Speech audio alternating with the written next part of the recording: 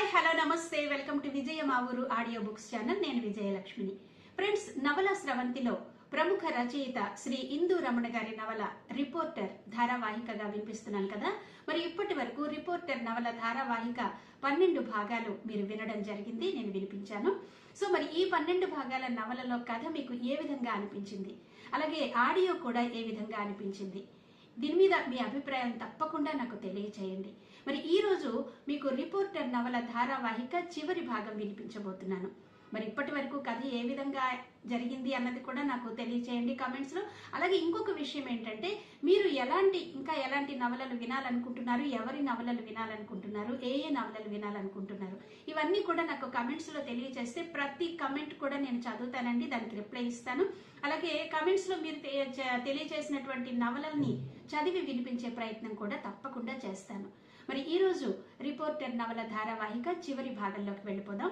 ఇక కథలోకి వెళ్ళిపోదాం, పదండి.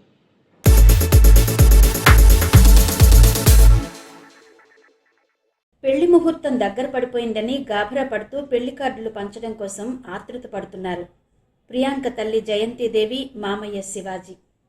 శివాజీ తనే స్వయంగా బంధుమిత్రులకు పంచడానికి అడ్రస్సులు రాసుకుంటున్నాడు. ప్రియాంక తల్లి జయంతిదేవి అతనికి ఎదురుగా కూర్చుని దూర ప్రాంతాల్లో ఉన్న బంధువుల పేర్లు గుర్తు చేస్తోంది. అదే సమయంలో ఆనంద్, చంటి, నరహరి, సురేష్లతో పాటు మరో 2 మిత్రులు ప్రియాంక ఇంటికొచ్చారు. గూర్ఖాకి ఆనంద్ పరిచయం అయిపోవడంతో నవ్వుతూనే ఆనంద్ని ఆహ్వానించాడు. మీకు పర్మిషన్ ఎందుకు సాబ్, మిమ్మల్ని ఎవరు కాదంటారు, లోపలికి వెళ్ళండి సార్ అంటూ గేటు బార్లా తెరిచి మరీ పంపించాడు.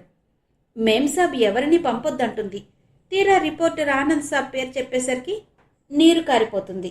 అందుకే ఆనంద్ని అడ్డగించలేదు గూర్ఖా. హాల్లోకి వచ్చిన ఆనంద్ని, ఆనంద్ మిత్ర బృందాన్ని చూస్తూనే ప్రియాంక తల్లి జయంతిదేవి నవ్వుతూ ఆహ్వానించింది. రండి జర్నలిస్ట్ గారు, రండి, పేపర్ పని ఎంతవరకు వచ్చింది నవ్వుతూనే అడిగింది. అయిపోయింది మేడం, ప్రారంభోత్సవం తేదీ కూడా నిర్ణయించేశాం, ఇదిగోండి ఆహ్వాన పత్రిక అంటూ ఆమె చేతికి ఆహ్వాన పత్రిక అందించాడు. బాగున్నారా ఆనంద్ గారు? పెళ్లి కార్డులు రాస్తున్న శివాజీ తల ఎత్తి ఆనంద్ కేసు చూసి అన్నాడు. సార్, మీరు ఇక్కడే ఉన్నారా?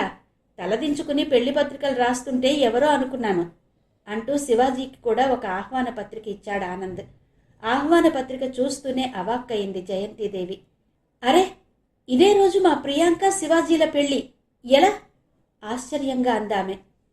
పెళ్లి అదే రోజు పడిందా మేడం? విచారంగా అన్నాడు చంటి. అదే రోజు, ఉదయం 7:30 ముహూర్తమే అంది జయంతిదేవి. ఉదయం పెళ్లి కదా మేడం, మన పత్రిక ప్రారంభోత్సవం సాయంత్రం 6 గంటలకి. పెళ్ళయ్యాక మీరు మనసు పెట్టుకుని రావడానికి ప్రయత్నించండి అన్నాడు నరహరి. ఆనంద్ మాత్రం ఏం మాట్లాడలేకపోయాడు. ప్రియాంక పెళ్ళి అనేసరికి ఎందుకో తెలీదు ఆనంద్ ఒక్కసారే డీలాగా మారిపోయాడు. ఆనంద్ గారు, మీరు మా పెళ్లికి తప్పకుండా రావాలి, మీ పత్రిక పనిలో పడి మర్చిపోకండి అంటూ ఆనంద్ దగ్గరకొచ్చి తమ పెళ్లి కార్డు ఇచ్చాడు శివాజీ. అన్యమనస్కంగానే ఆనంద్ ఆ కార్డు అందుకున్నాడు. మీ ఇంటికొచ్చి కార్డు ఇవ్వాలి, కానీ మీరు మా ఇంటికొస్తే ఇచ్చాను, వెరైటీగా ఉంది కదూ. సారీ, మీ ఇల్లు నాకు తెలీదు, ప్రియాంక ఈ రోజు నుండి బయటకు రాదు అంటూనే అక్కడికొచ్చిన ప్రియాంక స్నేహితులందరికీ పేరు పేరున పలకరించి కార్డులు ఇచ్చాడు శివాజీ. కార్డులే ఇవ్వాలా సార్? ఫోన్ చేసి చెప్తే మేమందరం కట్టుకుని వచ్చేస్తాం, ప్రియాంక మా అందరికీ బెస్ట్ ఫ్రెండ్ అన్నాడు నరహరి నవ్వుతూ. ఆనంద్ గారు, మీరేం మాట్లాడడం లేదు అన్నాడు శివాజీ. ప్రియాంక గారు ఎక్కడున్నారో, తనకు ఆహ్వాన పత్రిక ఇవ్వాలి అన్నాడు ఆనంద్ నెమ్మదిగా. మేడ మీద తన గదిలోనే ఉంది, వెళ్ళండి, మీ ఫ్రెండ్కి మీరే స్వయంగా ఇవ్వడం మంచిది అంటూ నవ్వాడు శివాజీ. శివాజీ మేడమెట్లు చూపించి పైన ఉన్న ప్రియాంక గదిలోకి వెళ్ళమని చెప్పేసరికి ఆనంద్తో పాటు వచ్చిన మిత్రులందరూ మేడపైకి వెళ్లారు. గదిలో మంచం మీద బోర్లా పడుకుని ఉన్న ప్రియాంక అడుగుల చప్పుడు విని ఎవరో అనుకుని, ఎవరు నా గదిలోకి రావద్దన్నానా, నాకేం అక్కర్లేదు అంటూ గట్టిగా అరిచింది. ప్రియాంక అలా అరిచేసరికి మిత్రులందరూ ఒక్కసారి అవాక్కై నిలబడిపోయారు. ప్రియాంక, నేను ఆనంద్ని అంటూ ఆనందే నెమ్మదిగా ప్రియాంక దగ్గరకు వెళ్లి పిలిచాడు.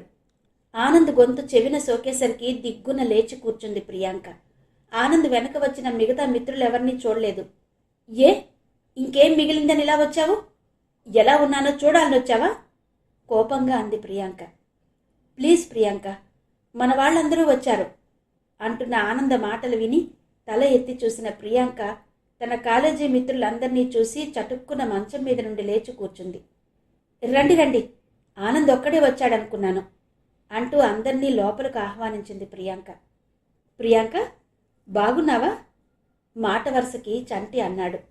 ఓ, ఆనందంగానే ఉన్నాగా, కనిపించడం లేదా?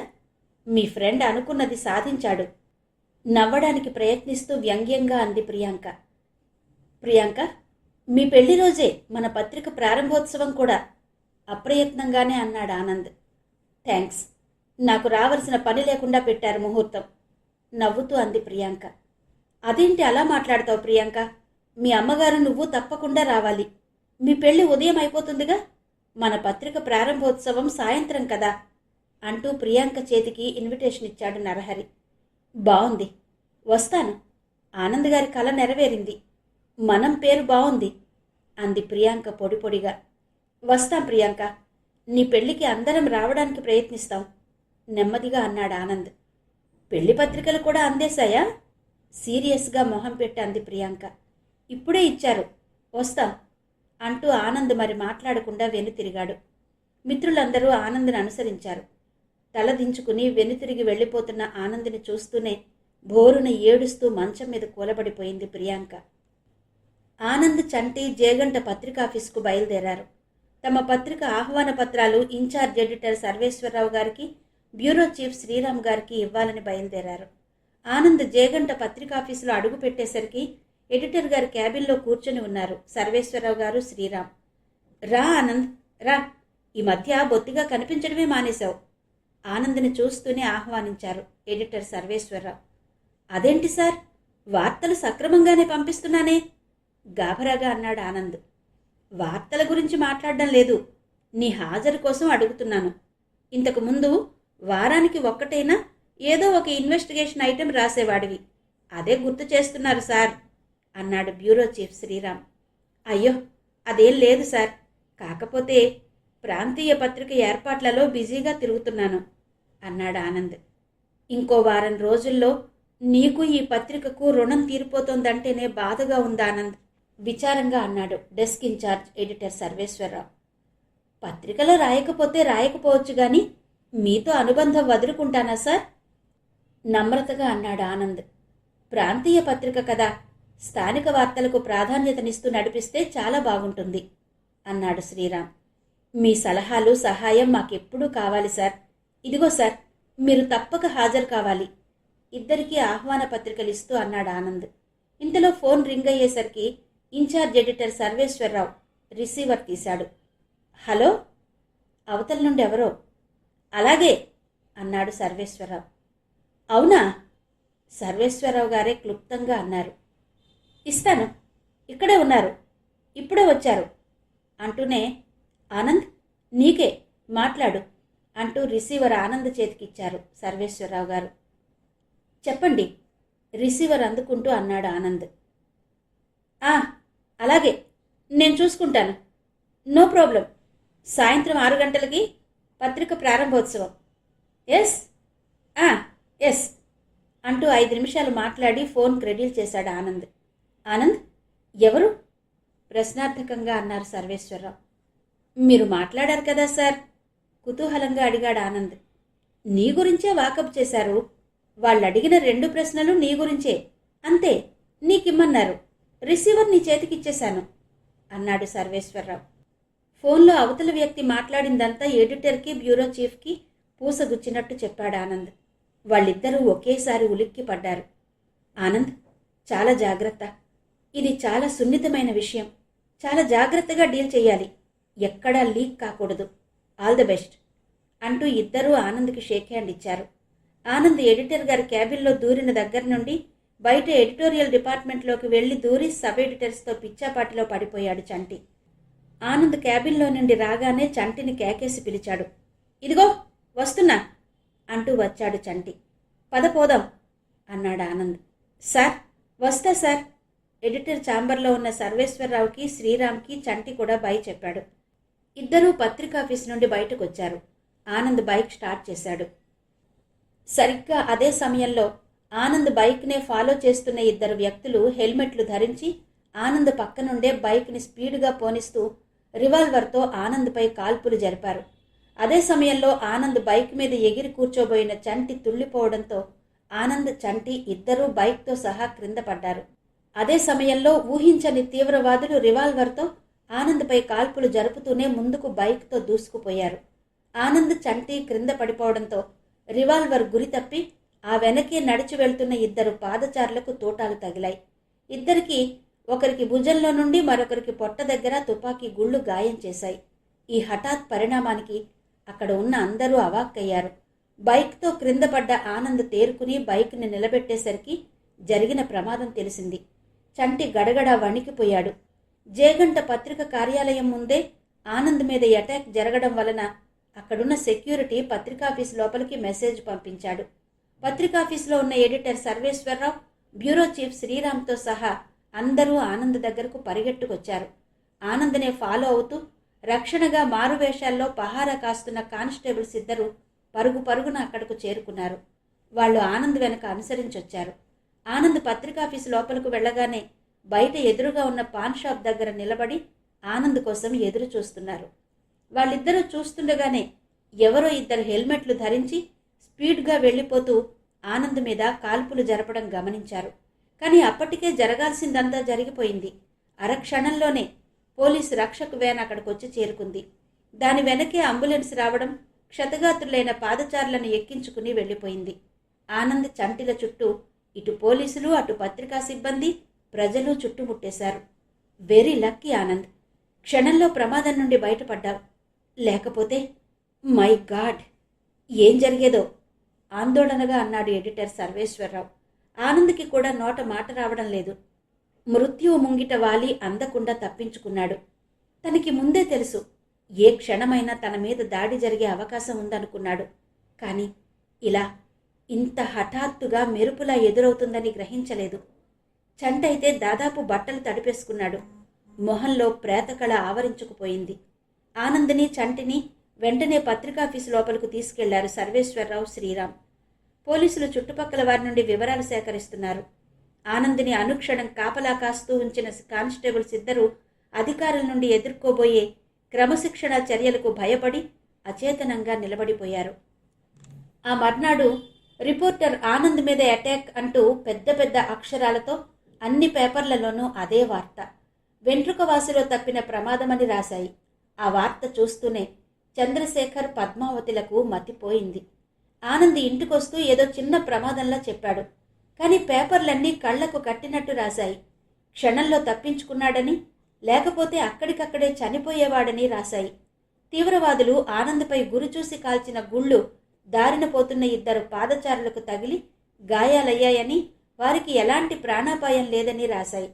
పేపర్లో వార్త చూస్తూనే రిటైర్డ్ ఎస్పీ పరశురాం, రాజేశ్వరమ్మ, మానస, రఘురామయ్య దంపతులు మాధవిని తీసుకుని చంద్రశేఖర్ ఇంటికొచ్చేశారు.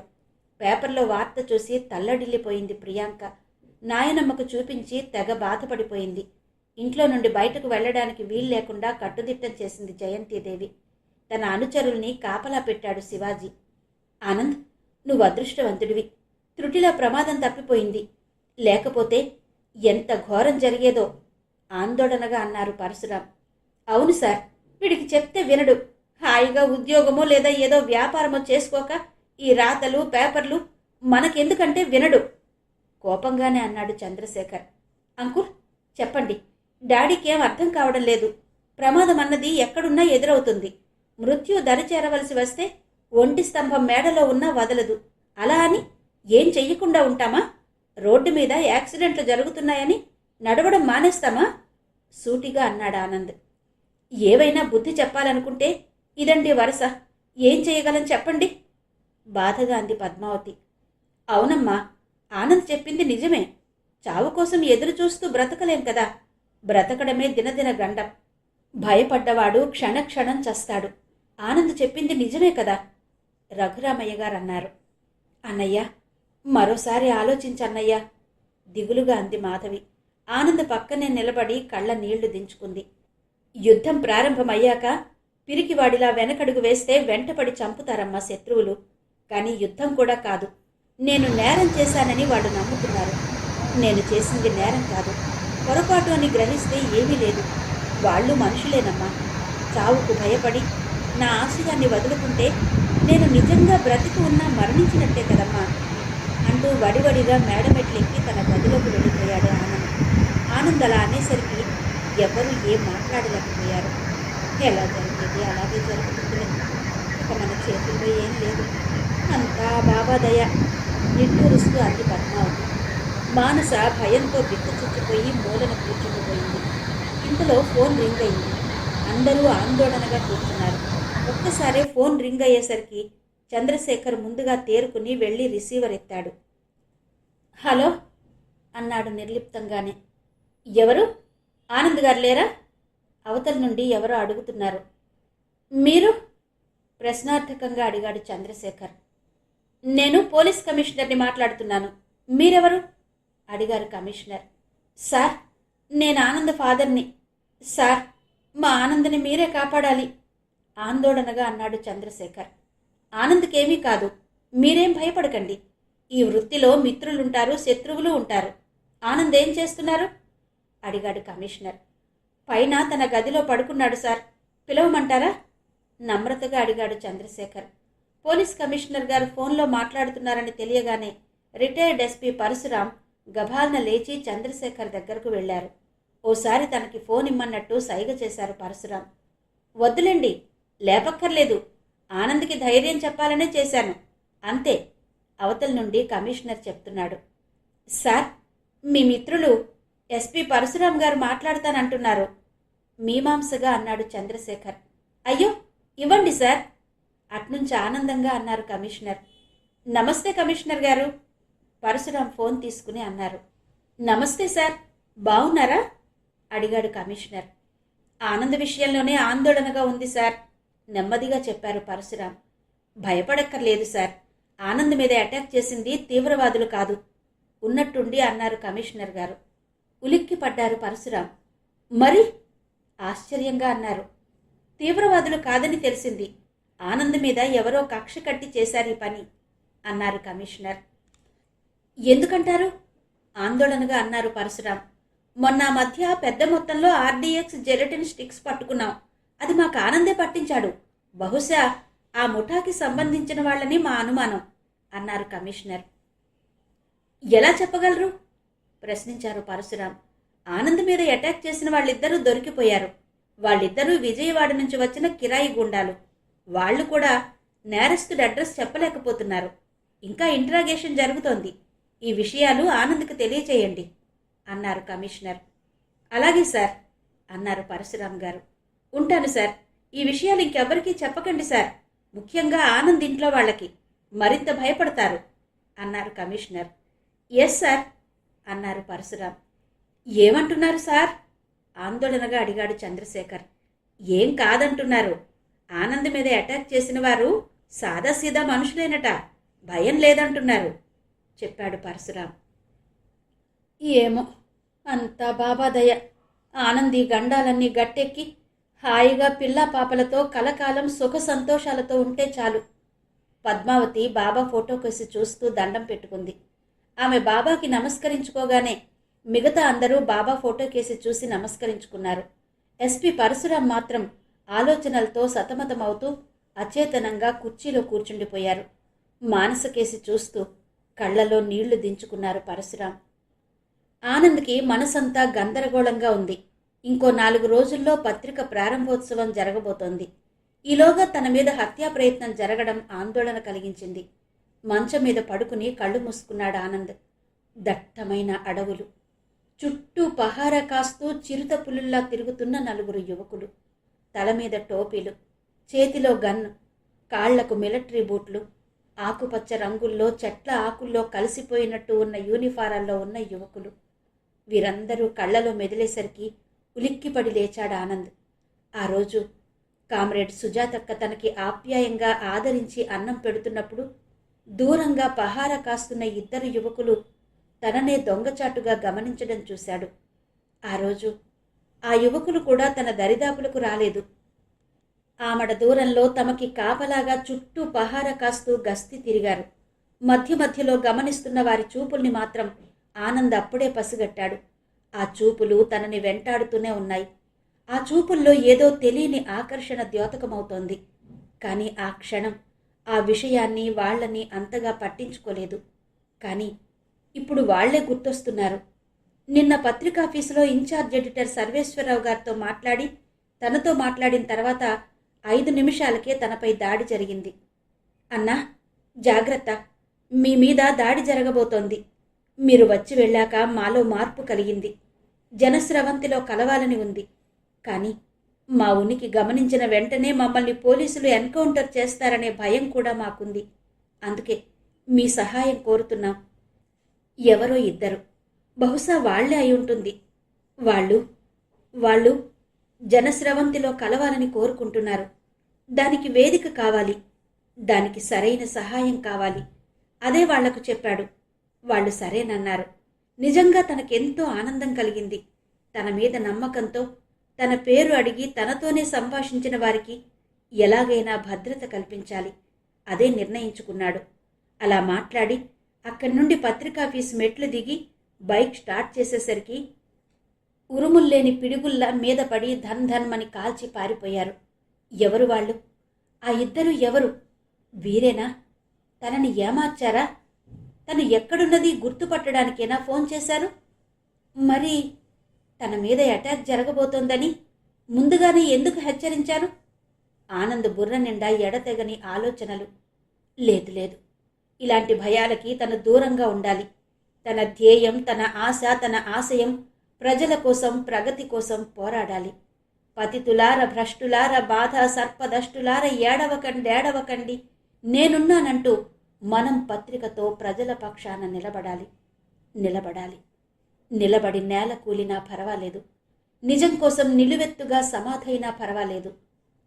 ఆనంద్ మనసులో ఆలోచనలు సుడులు తిరుగుతున్నాయి. స్థిరమైన నిర్ణయానికొచ్చాడు. గబుక్కున లేచి కూర్చున్నాడు. ఆనంద్ అంటూ పలు గొంతులు కలిసి పలకరిస్తున్నట్టు ఉలిక్కిపడి చూశాడు ఆనంద్. నరహరి, సురేష్, ఇతర విద్యార్థి మిత్రులతో పాటు ప్రొఫెసర్స్ బ్రహ్మానందం, సరళా మేడం నేరుగా ఆనంద్ అని పిలుస్తూ పలకరిస్తూ ఆనంద్ గదిలోకి వచ్చారు. అంతవరకు ఏదో మత్తులో పలవరింతలతో గడిపిన ఆనంద్ ఎదురుగా తన మిత్రులందరినీ చూడగానే ఆనందంగా లేచి కూర్చున్నాడు. ఆనంద్, ఈరోజు పేపర్లో వార్త చదివిన వెంటనే నేనెంత భయపడ్డానో తెలుసా? ఆందోళనగా అన్నాడు ప్రొఫెసర్ బ్రహ్మానందం. సార్, ఇలాంటి దాడులు మరపురాని మరకలు సార్. డోంట్ వర్రీ, ఏం కాలేదు, ఏం జరగనట్టు చాలా తేలిగ్గా అన్నాడు ఆనంద్. ఆనంద్, నీకు భయం కలగలేదా? ఆశ్చర్యంగా అంది సరళ మేడం.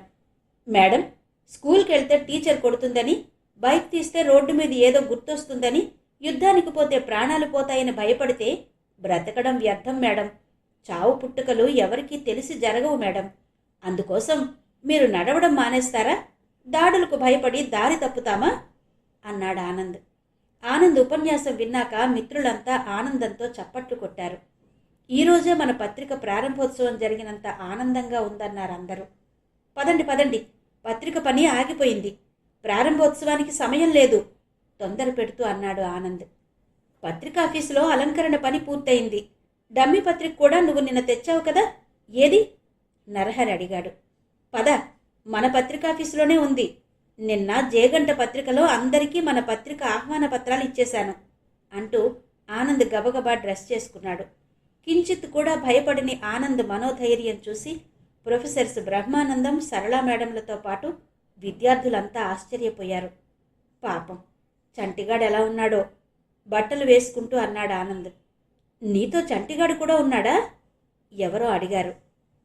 వాడి వలనే బ్రతికి బట్ట కట్టాను. బైక్ మీద స్టైల్గా కూర్చుందామని ఎగిరాడు. గొన్నె ఏనుగులా ఉన్న వాడి బరువు కాయలేక బైక్ని పడేశాను. ఇద్దరం క్రింద పడ్డాం. అదే సమయంలో దాడి జరిగింది. పాపం, దారంట పోయే వాళ్లకి తగిలాయి. జరిగింది చెప్తూ తయారయ్యాడు ఆనంద్. అయితే చంటిగాడిని మన పత్రిక ప్రారంభోత్సవం రోజు సన్మానించుకోవాలి అన్నారెవరో. అలాగే, ముందు వాడింటి దగ్గర చలిజ్వరంతో ఎలా ఉన్నాడో చూడండి, పిరికి వెధవ, ఎంత జడిసిపోయాడో మరెవరో అన్నారు. అందరూ హాయిగా పక్కపక్క నవ్వుకున్నారు. ఆనంద్ కూడా వారితో శృతి కలిపాడు.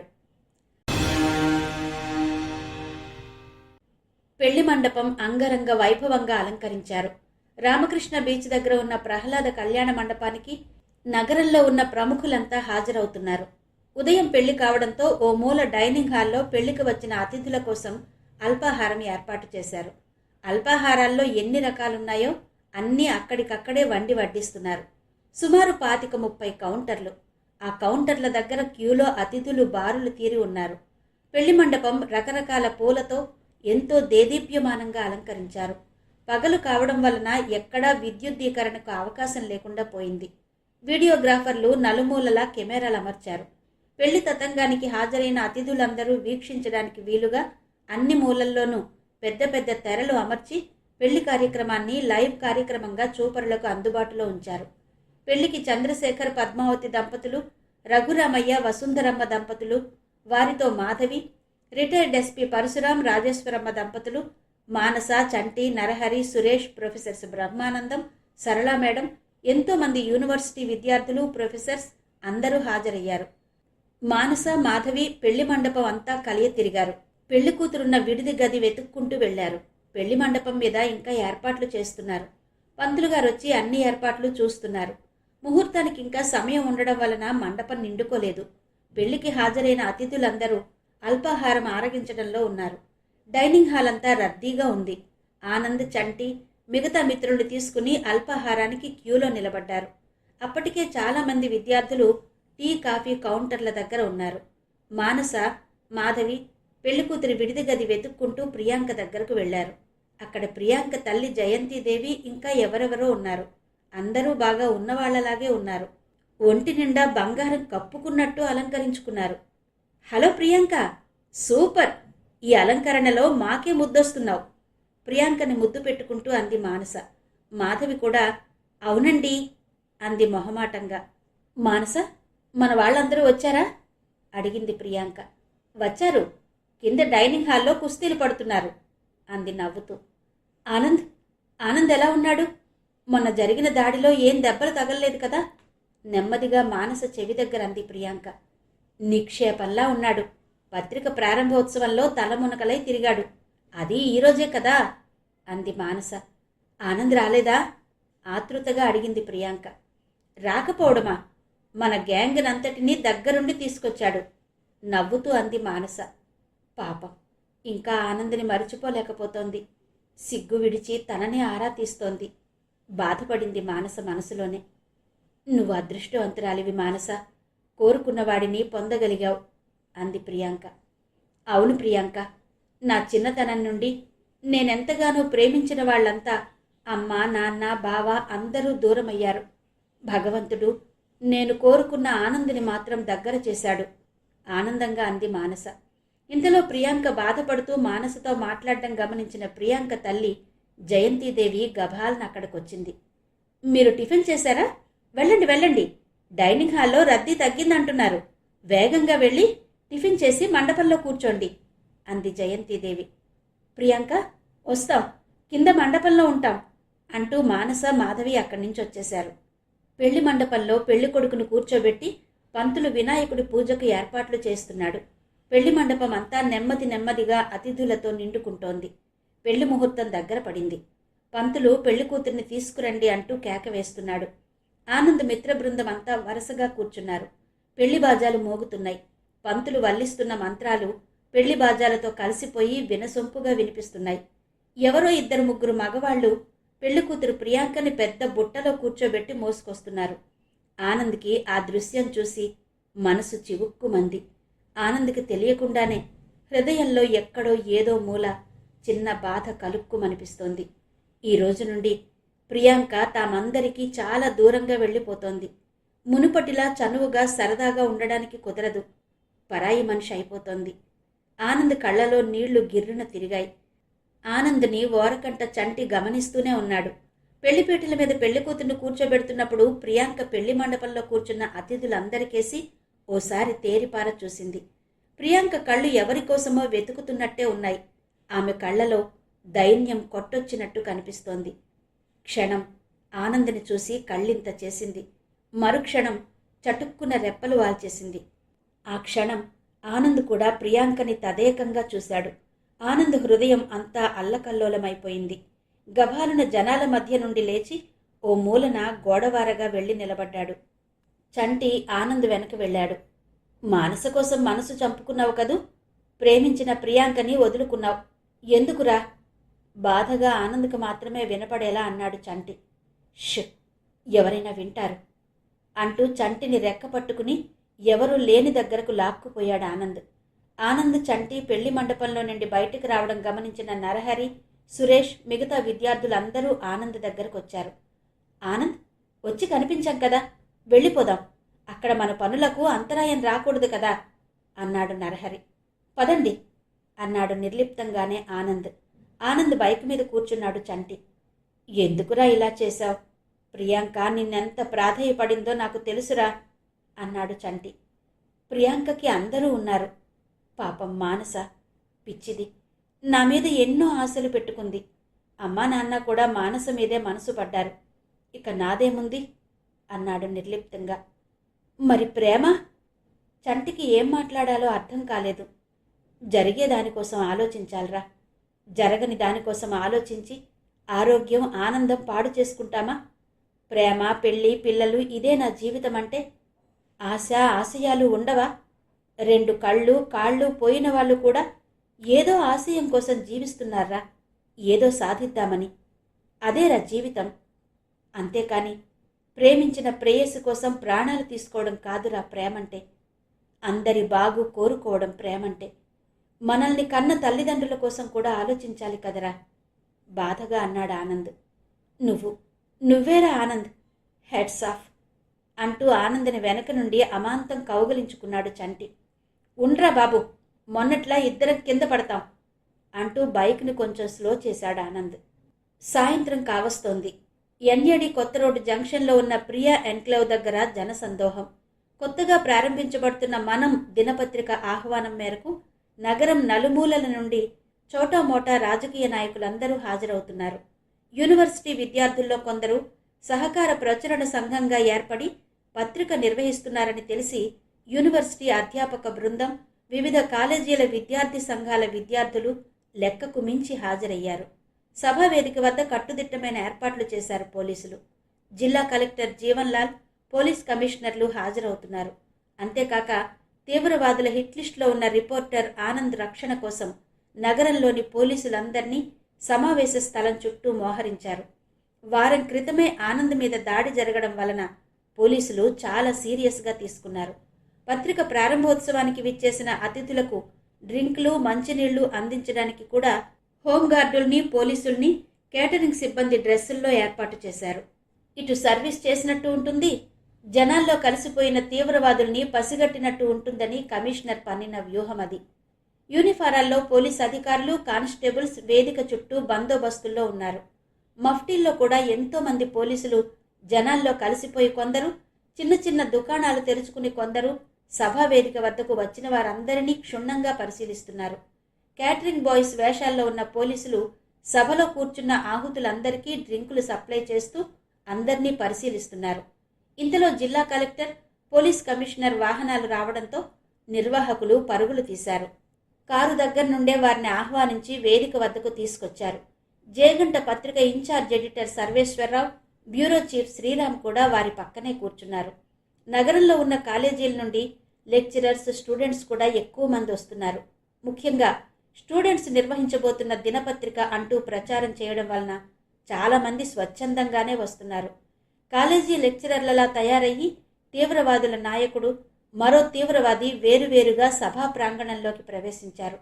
ముందు నుంచి 4వ వరుసలో కూర్చున్నారు. వారిరువురి మధ్యలో ప్రొఫెసర్ బ్రహ్మానందం కూర్చున్నాడు. సభ ప్రారంభం కావడానికి సమయం ఆసన్నమైందని మైకుల్లో నరహరి పదే పదే ప్రకటన చేస్తున్నాడు. సభ ప్రారంభమైందనడానికి సూచనగా వేదికకు ముందున్న తెర నెమ్మదిగా 2గా చీలిపోయింది. తెర 2గా చీలి పక్కకు తప్పుకోగానే స్టేజ్ మీద మనం దినపత్రిక యాంబ్లంతో పెద్ద పెద్ద అక్షరాల్లో రాసి పేరు, దినపత్రికని చేతులతో మోస్తూ జనం. ఆ జనంలో కూడా వివిధ సామాజిక వర్గాలకు చెందిన వారుగా చిత్రీకరిస్తూ తయారు చేసిన బ్యాక్గ్రౌండ్ చాలా అందంగా ఆహుతులందరినీ ఆకర్షిస్తోంది. స్టేజ్ మీద ఇరువైపులా 2 వ్యక్తులు ముసుగులు ధరించి రెండు చేతులతో దండలు పట్టుకుని బొమ్మల్లా నిలబడి ఉన్నారు. ఓ మూల మైక్ స్టాండ్, మరో మూల పెద్ద దిమ్మ. ఆ దిమ్మ మీద ఎవరిదో బొమ్మ, దానికి ముసుగు కప్పి ఉంది. స్టేజ్ మీద రాజా చైర్లు 2, మిగిలినవి 4 మామూలు చైర్లు వేసున్నాయి. వాటి ముందు పొడవాటి టేబుల్, ఆ టేబుల్ మీద ఫ్లవర్ వాజులు. స్టేజ్ ముందర ఈశాన్యంలో పెద్ద దీపపు స్టాండ్, దాని పక్కనే సాయిబాబా నిలువెత్తు ఫోటో, దానికి దండ వేసి ఉంది. ఆ ఫోటో ముందర పళ్ళు, పువ్వులు, కాయలు ఉన్నాయి. ఉన్నట్టుండి మైక్ దగ్గరకు ఆనంద్ వచ్చాడు. అదే సమయంలో చంద్రశేఖర్, పద్మావతి, మానస, రఘురామయ్య దంపతులు, మాధవి, ఎస్పి పరశురాం దంపతులు అందరూ సభా ప్రాంగణంలోకి వచ్చారు.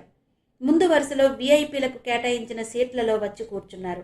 అప్పటికే వెనుక వరుస అంతా జనాలతో నిండిపోయింది. ముందు 3 వరుసల్లో ఎవరినీ కూర్చోకుండా ఆపేశారు వాలంటీర్లు. ఆనంద్ గొంతు సవరించుకున్నాడు. మనం ప్రాంతీయ దినపత్రిక ఆవిష్కరణోత్సవానికి విచ్చేసిన మీ అందరికీ నమస్కారం. నేనీ పత్రిక పెట్టడానికి నాతో పాటు ఈ సహకార ప్రచురణ సంఘంలో సభ్యులైన నా తోటి విద్యార్థులందరికీ ధన్యవాదాలు. నేనీ పత్రిక ప్రారంభించడానికి ముఖ్య కారణం ఒక్కటే. నీకోసం నువ్వు బ్రతకడం గొప్ప కాదు, నువ్వు బ్రతుకుతూ 10 మందికి బ్రతుకునివ్వడం గొప్ప విషయం. మనిషిగా పుట్టినందుకు ఒక్కరికైనా సహాయపడాలి. అదే మా ముందున్న ధ్యేయం. నా ఆశకి, ఆశయానికి ఊపిరి పోసింది, నాతో చేయి కలిపి ఈ ఉద్యమానికి ఉద్యోగులై శ్రమించిన నా మిత్రులు, తోటి సహచర విద్యార్థులు. ఇంకేదైనా పనిచేసి 10 మందికి సహాయపడవచ్చు కదా, పేపరే ఎందుకు పెట్టాలని మీరు అనవచ్చు. మీరే ఆలోచించండి.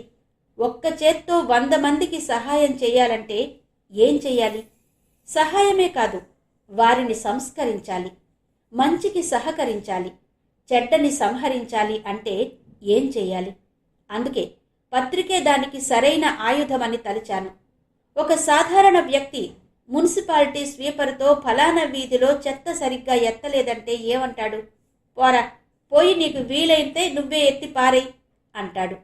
అదే ఒక విలేకరి పత్రికలో 4 మాటలు రాస్తే మున్సిపాలిటీ సిబ్బంది అంతా పరుగున వచ్చి వీధంతా శుభ్రం చేసి వెళ్తారు. ఇదే కాదు, ఇది ఒక ఉదాహరణ మాత్రమే. ఏదైనా ఎవరికైనా ఒక పని చేయాలంటే పవర్ కావాలి, పలుకుబడి ఉండాలి. ఆ రెండూ లేని సామాన్యుల వేదన అరణ్య రోదనే కదా. అందుకే సమాజానికి చైతన్యం కలిగించడానికి ఆ పవర్, పలుకుబడి ఈ పెన్నులో ఉందన్నది నా నమ్మకం. గన్ను గురిపెట్టిన వాణ్ణే కాలుస్తుంది, పెన్ను గురిపెట్టిన వ్యక్తినే కాదు, వ్యవస్థనే కూల్చేస్తుంది, మార్చేస్తుంది. గన్ను గుర్తొస్తే అన్నలు గుర్తొస్తారు. తీవ్రవాదులై కన్న తల్లిదండ్రుల్ని, తన వాళ్లందర్నీ వదిలి సమాజం కోసం తమ జీవితాలనే కోల్పోతున్నారు. వారి ఆశయం గొప్పది. ఆ ఆశయ సాధన కోసం ఎంచుకున్న మార్గం రాళ్ళు రప్పలతో కూడిన ముళ్లబాట. సమాజానికి సేవ చేయాలంటే సాయుధ పోరాటమే కాదు, అక్షర పోరాటం ద్వారా కూడా సమాజాన్ని సంస్కరించవచ్చన్నది నా నమ్మకం. ఆ నమ్మకమే ఈరోజు ఈ మనం దినపత్రిక ఆవిష్కరణ. ఆనంద్ మాటలు వింటున్న వాళ్లంతా ఉత్కంఠతో వింటున్నారు. బ్రహ్మానందం పక్కనే ఉన్న తీవ్రవాదుల నాయకుడు ఒక్కసారే తన సహచర మిత్రుడి కేసి చూశాడు. ఏ క్షణంలోనైనా క్రింద మట్టిలో కాళ్ల కింద దాచిన గన్ను తీయాలని చూస్తున్నారిద్దరు. ముందు రోజే తయారైన వేదికకి కుడి ప్రక్క సరిగ్గా వాళ్ళు కూర్చున్న దగ్గర కింద మట్టిలో గన్ దాచిపెట్టారు. ఈ సందర్భంగా మీకో ముఖ్య విషయం చెప్పాలి. నేనీరోజు ఇలా మీ ముందు ఉన్నానంటే దానికి కారణం మా అక్క. నిజమే, నాకేమీ కాని ఓ స్త్రీమూర్తి చావబోతున్న నన్ను బ్రతికించడం కోసం తాను బలైపోయింది. ఆమె నన్ను తమ్ముడు అని నోరారా సంబోధించింది. అక్కగా ప్రాణత్యాగం చేసి నన్ను కాపాడింది అని మాట్లాడుతూ కన్నీళ్లు దించుకున్నాడు ఆనంద్. గొంతు బొంగురుపోతోంది. గుండెల్లో నుండి దుఃఖం తన్నుకొస్తుంటే దిగమింగుకుంటున్నాడు. స్టేజ్ కింద ముందు వరుసలో కూర్చున్న చంద్రశేఖర్, పద్మావతి అదిరిపడ్డారు. ఆనంద్ చెప్పిన ఎన్కౌంటర్ కథ విని మ్రాన్పడిపోయారు. ఎంత భయంకరమైన ప్రమాదం నుండి బయటపడ్డాడు. అక్క అంటాడు తనకేమీ కాని స్త్రీమూర్తి వలన ఆనంద్ బ్రతికి బయటపడ్డాడా? ఏ తల్లి కన్న బిడ్డో కదా, తమ కొడుక్కి ప్రాణభిక్ష పెట్టి తానే చనిపోయిందా? ఇద్దరి గుండెలు ద్రవించుకుపోతున్నాయి. ఒక ఆశయంతో ముందుకు వెళ్తున్న రిపోర్టర్ ఆనంద్ వ్యక్తిత్వం వారిని ఆకర్షించింది. ఆలోచనలో పడ్డారిద్దరూ. ఆ అక్క ఎవరో కాదు, ఇదిగో అంటూ స్టేజ్ మీద ఓ మూలన ఎత్తుగా ఉన్న దిమ్మ, దానిపైన విగ్రహం చూపించాడు ఆనంద్. ఆ విగ్రహానికి ముసుగు కప్పి ఉంది.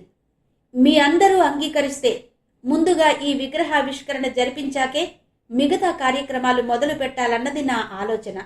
దయచేసి జిల్లా కలెక్టర్ గారు, పోలీస్ కమిషనర్ గారు ఇద్దరూ ఏకస్తులై ఈ విగ్రహావిష్కరణ చేయవలసిందిగా ప్రార్థిస్తున్నాను అన్నాడు ఆనంద్.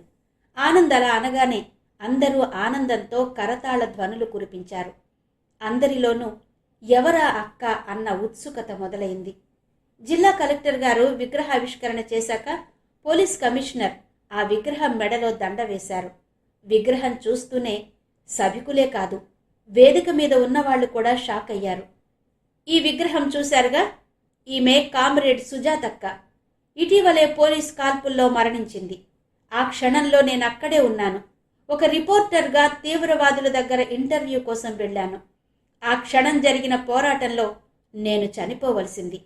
కానీ ఆ మానవతామూర్తి నాకు అడ్డుపడి తను నేలరాలిపోయింది అంటూ చెప్పి ఆమె విగ్రహం ముందు తల వంచి నమస్కరించాడు ఆనంద్. సభికుల్లో ఆమె పట్ల ఆరాధనాభావం పెరిగింది. అందరూ ఆమె త్యాగానికి నివాళులర్పించారు. వేదిక మీద ఉన్న కలెక్టర్, పోలీస్ కమిషనర్ కూడా ఆమె మరణానికి నివాళులర్పించి వెనక్కి వెళ్లి కూర్చున్నారు. జనాల్లో ఉన్న తీవ్రవాదులు ఆనంద్ సహృదయత, సచ్చీలతకు ముగ్ధులైపోయారు. తాము తీసుకున్న నిర్ణయానికి తామే సిగ్గుపడి బాధతో కళ్లల్లో నీళ్లు దాచుకున్నారు. సుజాతక్క మరణం వెనుక కథ విన్న సభికులందరికీ మనసు ద్రవించిపోయింది. కొందరి కళ్ళొత్తుకున్నారు. మీరందరూ మన్నిస్తానంటే, ముఖ్యంగా మన కలెక్టర్ గారు, పోలీస్ కమిషనర్ గారు అనుమతి ఇస్తే ఇంకో విషయం కూడా మీ అందరికీ చెప్పాలి అంటూ ఆగాడు ఆనంద్. చెప్పండి చెప్పండి అంటూ జనంలో అరుపులు. స్టేజ్ మీద కూర్చున్న జిల్లా కలెక్టర్, పోలీస్ కమిషనర్ కూడా ఇద్దరూ ఒకేసారి చెప్పండి ఆనంద్ చెప్పండి అన్నారు. ఈరోజు మన మనం పత్రిక ఆవిష్కరణ రోజే ఓ మంచి పని చేసే అదృష్టం కలగడం ఆనందంగా ఉంది అంటూ ఆగాడు ఆనంద్. అందరిలోనూ ఉత్సుకత. ఆనంద్ ఏం చెప్తాడా అని అందరూ 1000 కళ్లతో ఎదురు చూస్తున్నారు. ఆనంద్ చెప్తున్న ప్రతి మాట జనాల్లో సూటిగా తగులుతోంది. చెప్పే ప్రతి విషయం ఎంతో ఉత్కంఠభరితంగా సాగుతోంది. స్టేజీ పైన కూర్చున్న ముఖ్య అతిథుల్లో కూడా ఆతృత. 2 యువకులు తీవ్రవాదాన్ని వదిలి జనస్రవంతిలో కలిసిపోదామని నిర్ణయించుకున్నారు. ఇద్దరూ పోలీస్ రికార్డుల్లో వాంటెడ్ లిస్టులో ఉన్నవారే. వారు కోరిన ప్రకారం ఈ వేదిక మీదకు వచ్చి మన గౌరవ అధికారులు, జిల్లా కలెక్టర్, పోలీస్ కమిషనర్ గార్ల సమక్షంలో లొంగిపోవడానికి సిద్ధంగా ఉన్నారు. వారి మీద కేసులు ఎత్తివేసి వారికి ఉపాధి కల్పించవలసిందిగా మీ అందరి తరపున ఈ సభలో వేడుకుంటున్నాను అన్నాడు ఆనంద్. ఆనంద్ అలా అనేసరికి సభలో కలకలం. బయట పహారా కాస్తున్న పోలీస్ అధికారులు, పోలీసులు ఒక్కసారే అదిరిపడి వేదిక మీదకు దృష్టి సారించారు. స్టేజ్ మీద కూర్చున్న జిల్లా కలెక్టర్, కమిషనర్ కూడా ఒక్కసారే అదిరిపడ్డారు. ఇంతవరకు ఎలాంటి సమాచారం లేకుండా హఠాత్తుగా ఇలాంటి విషయం ప్రకటించడంతో జిల్లా కలెక్టర్కి మతిపోయింది. అయితే పోలీస్ కమిషనర్ మాత్రం ఎలాంటి స్పందన లేకుండా కూర్చున్నాడు. ఆయనతో ఆనంద్ ముందే మాట్లాడిన విషయం ఏ ఒక్కరికి తెలియదు. ఆయన కూడా ఎవరికీ చెప్పలేదు.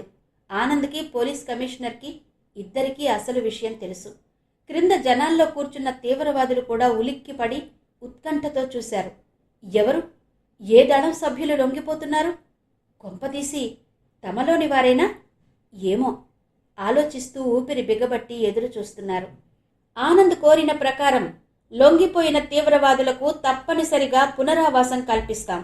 వారికి కావలసిన ఆర్థిక సహాయం చేసి వారి బ్రతుక్కి ఓ మార్గం కూడా చూపిస్తాం అంటూ జిల్లా కలెక్టర్ మైక్లో ప్రకటించారు. మీ అందరి సమక్షంలో, మన జిల్లా అధికారుల సమక్షంలో లొంగిపోవడానికి వచ్చారు ఆ ఇద్దరు, ఇదిగో చూడండి అంటూ ఆనంద్ చప్పట్లు కొట్టేసరికి స్టేజ్ మీద నల్లటి ముసుగులో పూలదండలు పట్టుకుని స్వాగత ద్వారం దగ్గర బొమ్మల్లా నిలబడ్డ ఇద్దరూ కదిలారు.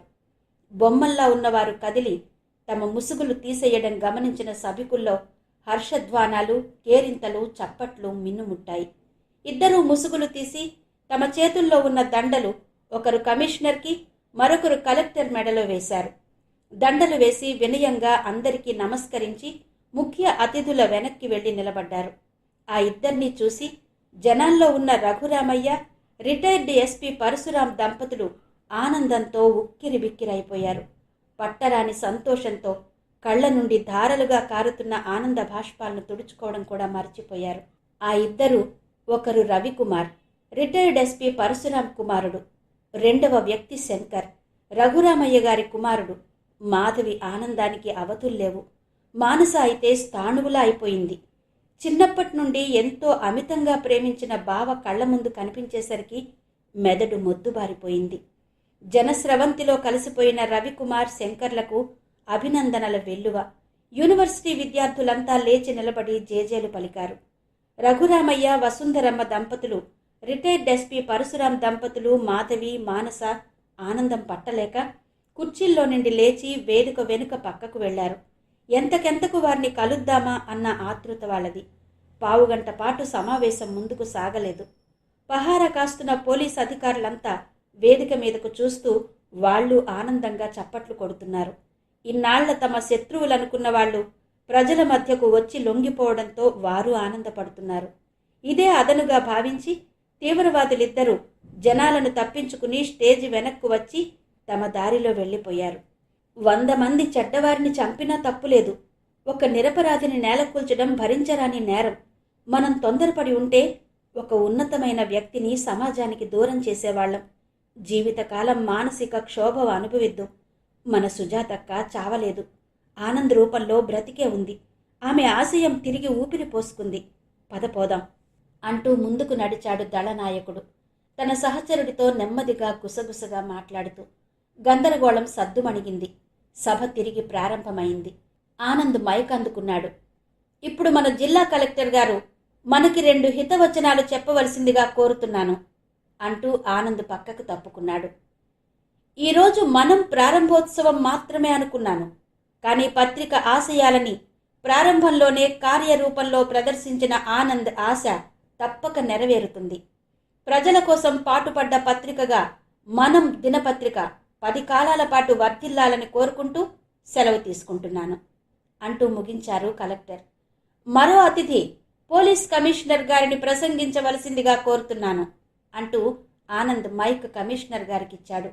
ఆనంద్ గురించి నాకు ఈ మధ్య తెలిసింది.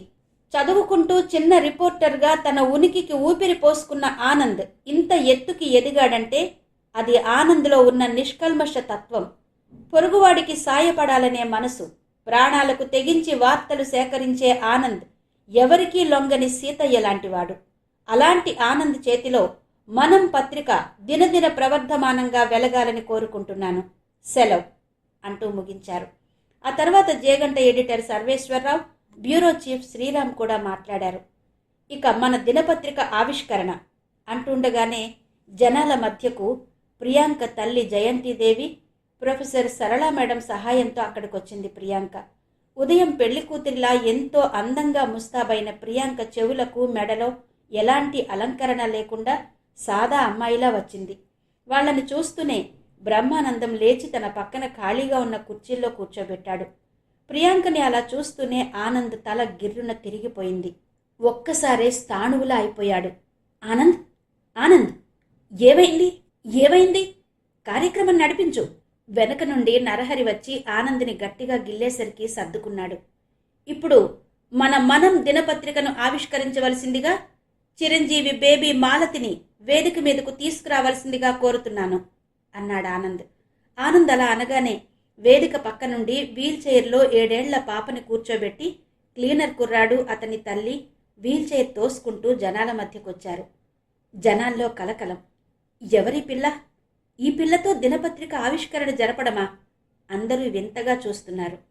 స్టేజ్ మీద కూర్చున్న జిల్లా కలెక్టర్, పోలీస్ కమిషనర్ లేచి నిలబడి చప్పట్లు కొడుతూ పాపని వేదిక మీదకు ఆహ్వానించారు. ఎవరో 4 కుర్రాళ్లు పాప కూర్చున్న వీల్ చైర్ని ఎత్తి వేదిక మీద పెట్టారు. ఈ పాప ఎవరని మీరంతా ఆశ్చర్యపోతున్నారు కదూ?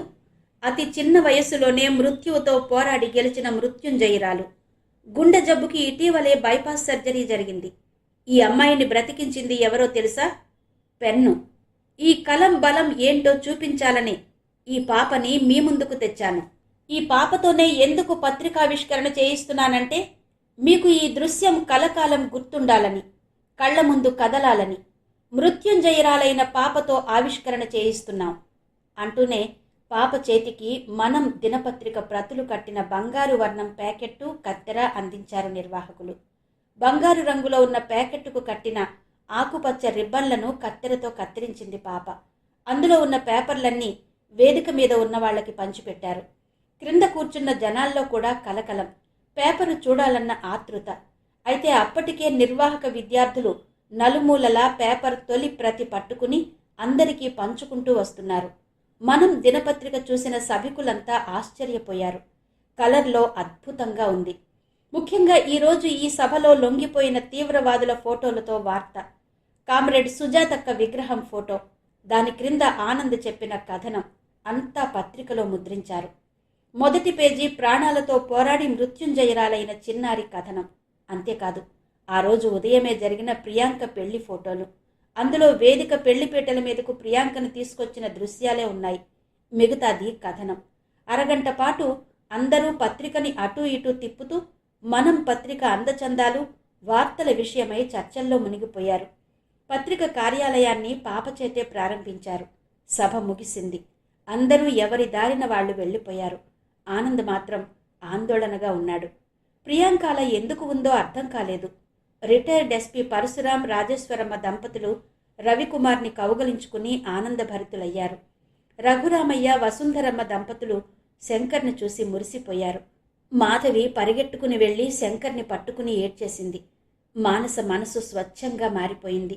రవికుమార్ పక్కనే నిలబడింది. కానీ ఏం మాట్లాడలేకపోయింది. ఎందుకో గిల్టీగా ఫీల్ అవుతోంది. ఆనంద్ వాళ్ళ దగ్గరకొచ్చి అన్నాడు, మానస, ఇదిగో మీ బావ, ఇక నన్ను వదిలేయి తల్లి అంటూ మానసని నవ్వించాడు. ఆనంద్ సహృదయతకు ఎస్పీ పరశురాం గారు, రాజేశ్వరమ్మ పొంగిపోయారు. చంటి వచ్చి ఆనంద్ని సభలో నిర్వికారంగా కూర్చున్న ప్రియాంక దగ్గరకు తీసుకెళ్లాడు. ఏం జరిగిందో అర్థం కావడం లేదు. మేడం, బాగున్నారా? చాలా థ్యాంక్స్. పెళ్లి హడావిడిలో కూడా పత్రికావిష్కరణకొచ్చారు అన్నాడు ఆనంద్ ఏం మాట్లాడాలో తెలియక. ఆ మాటకు ప్రియాంక తల్లి జయంతిదేవి భోరున ఏడ్చింది. ఆనంద్, కలెక్టర్ గారు వెళ్ళిపోయారు. కమిషనర్ గారు నీకోసం వెతుకుతున్నారు అంటూ పరుగున అక్కడికొచ్చాడు సురేష్. అలా సురేష్ అంటూ ఉండగానే పోలీస్ కమిషనర్ గారు, మిగతా మిత్రులంతా ఆనంద్ దగ్గరకొచ్చారు. ఆనంద్, నాకు చాలా ఆనందంగా ఉంది. మేము కూడా సాల్వ్ చేయలేని విషయాలు నీ వల్లనే సాల్వ్ అయ్యాయి. థ్యాంక్స్ అంటూ అభినందించారు. సార్, నాకు అర్థం కావడం లేదు అయోమయంగా చూస్తూ అన్నాడు ఆనంద్. నాకు ఇప్పుడే తెలిసింది. నేనిప్పుడే క్యాంపు నుండి నేరుగా ఇక్కడికొచ్చాను. డిఎస్పీ గారు చెప్పారు అంటూ తన పక్కనే ఉన్న డిఎస్పీ వైపు చూశారు కమిషనర్. ఆనంద్ గారు, మీరా మధ్య జిలటిన్ స్టిక్స్ ఆర్డీఎక్స్ సరఫరా చేస్తున్న ముఠాని పట్టించారు, గుర్తుందా అడిగాడు డిఎస్పీ. అవునవును, గుర్తుంది అన్నాడు. ఆర్డీఎక్స్ జిలటిన్ స్టిక్స్ అక్రమ రవాణా చేయిస్తున్నది ఎవరో కాదు, మన మినిస్టర్ గారి బావమరిది శివాజీ గారే. మంత్రి గారి కారులో ఆర్డీఎక్స్ పెట్టించి ఆయన్ని చంపింది కూడా శివాజీ గారే. ఈయన చేస్తున్న అక్రమ రవాణా విషయం మంత్రి గారికి తెలిసి పోలీసులకు పట్టిస్తానని హెచ్చరించేసరికి ఆయన్నే బాంబ్ బ్లాస్టింగ్లో చంపేశాడు. అది తీవ్రవాదుల జాబితాలోకి నెట్టేద్దాం అనుకున్నాడు. తీగలాగితే డొంకంతా కదిలింది. బైదిబై, మొన్న మీ మీద దాడి జరిపించింది కూడా శివాజీ గారే. ఆ రోజు మీ మీద దాడి చేసిన ఇద్దరి ద్వారా కూపీ లాగితే విజయవాడలో శివాజీ మనిషి ద్వారా కిరాయి గూండాలని ఏర్పాటు చేశారు. ఈరోజు ఉదయమే పక్కాగా అరెస్ట్ వారెంట్తో వెళ్ళి పెళ్లి జరుగుతుండగా సమయానికి వెళ్ళి శివాజీని అరెస్ట్ చేశాం చెప్పారు డిఎస్పీ. ఎంత ఘోరం! తిన్న ఇంటి వాసాలు లెక్క పెట్టడం అంటే ఇదేనేమో. సొంత బావగారినే చంపించాడు, ఇక తనెంత అనుకున్నాడు ఆనంద్. ఆనంద్, ప్రియాంక ఎంత అదృష్టవంతురాలయ్యా. సమయానికి పోలీసులు వచ్చి నా కూతుర్ని కాపాడారు. పిచ్చిది, బావతో పెళ్ళైపోతోందని నిద్రమాత్రలు మింగేసింది. తీరా తాళి కట్టే సమయానికి ఆ బాబాగారే పంపించినట్టు పోలీసులు వచ్చారు. కానీ అప్పటికే ప్రియాంక రక్తం కక్కుకుంటూ స్పృహ తప్పిపోయింది. ఇదిగో ఇప్పుడు స్పృహ రాగానే ఇక్కడకు వెళ్దామని పట్టుపట్టింది బాధగా చెప్పింది జయంతిదేవి. అవునానంద్, అప్పటినుంచి నేను ప్రియాంకతోనే ఉన్నాను. నీకు చెప్పే అవకాశం దొరకలేదు అంది ప్రొఫెసర్ సరళా మేడం. కుర్చీలో కూర్చుని లేవలేకపోతున్న ప్రియాంక దగ్గరకు వెళ్ళాడు ఆనంద్. ఆనంద్ని చూస్తూ, చిన్నగా నవ్వుతూ లేవడానికి ప్రయత్నించి పక్కకు ఒరిగిపోబోయింది ప్రియాంక. అంతే, గభాల్న ఆనంద్ తన 2 చేతులతో ప్రియాంకను పట్టుకుని నిలబెట్టాడు. నీరసంగా ఆనంద్ భుజం మీద తలవాల్చింది ప్రియాంక. ఆ దృశ్యం చూసి చంటి ఆనందంతో అనుకోకుండానే చప్పట్లు కొట్టాడు. చంటితో పాటు అక్కడున్న విద్యార్థులంతా లయబద్ధంగా చప్పట్లు కొట్టారు. ప్రొఫెసర్ బ్రహ్మానందం నెమ్మదిగా ఆనంద్ పక్కకొచ్చి ఒక మడత పెట్టిన కాగితం అందించాడు. ఇదేంటి సార్? ఆశ్చర్యంగా అన్నాడు ఆనంద్. ఎవరో నీకివ్వమని చెప్పి వెళ్ళిపోయారు అన్నాడు బ్రహ్మానందం. ఎవరు అంటూనే ఆ కాగితం మడతలు విప్పుతూ అన్నాడు ఆనంద్. ఏమో, సభ ప్రారంభమైన దగ్గర నుండి నాకు అటు ఇటు 2 కూర్చున్నారు, వాళ్లే ఇచ్చారు అన్నాడు బ్రహ్మానందం. ఆ కాగితం విప్పి చదువుతూనే ఆనంద్ ఎగిరి గంతేశాడు ఆనందంతో. ఆనంద్ అలా ఆనందంతో పొంగిపోయేసరికి ఆనంద్ చెయ్యిని పట్టుకుని ప్రియాంక ఆశ్చర్యంగా చూస్తూ ఆనంద్ని మరింత గట్టిగా కౌగిలించుకుంది. చంద్రశేఖర్, రఘురామయ్య, పరశురాం తదితరులంతా ఆనంద్నే ఆశ్చర్యంగా చూస్తుండిపోయారు. పోలీస్ కమిషనర్ కల్పించుకుని ఆనంద్ని అడిగారు, ఏమైంది అని. తన చేతిలో ఉన్న కాగితం కమిషనర్ గారికి ఇచ్చాడు ఆనంద్. ఆనంద్, నీ అక్షర పోరాటం నిరాఘాటంగా సాగించు, నీ దారికి మేము అడ్డురాము అన్నలు అని వ్రాసి ఉంది. అది చదువుతూనే కమిషనర్ కూడా ఆనంద్కు వెల్డన్ ఆనంద్ అంటూ అభినందించారు. ఆనంద్కు ఇక మీదట ఎలాంటి ప్రమాదం లేదని తెలియగానే అందరూ సంతోషంగా ఉప్పొంగిపోయారు. ప్రొఫెసర్ బ్రహ్మానందం మాత్రం, ఇంతవరకు నా పక్కన కూర్చున్నది అన్నలా అంటూ నిర్ఘాంతపోయాడు.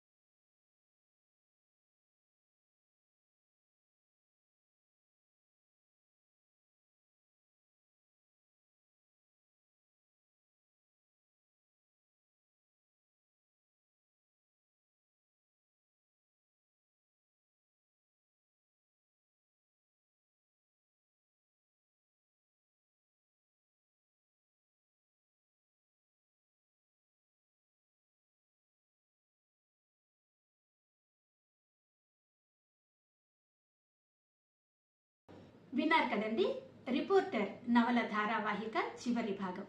సో సస్పెన్స్ రివీల్ అయిపోయింది, ఎండింగ్ కూడా వినేశారు కదా. మరి ఈ నవల ఎలా అనిపించింది? ఈ నవల మీద మీ అభిప్రాయాలు తప్పకుండా కమెంట్స్ రూపంలో నాకు తెలియచేయండి. రేపటి నుండి మరో చక్కటి నవలతో మళ్ళీ మీ ముందుకు వస్తాను. అంతవరకు సెలవు, నమస్తే.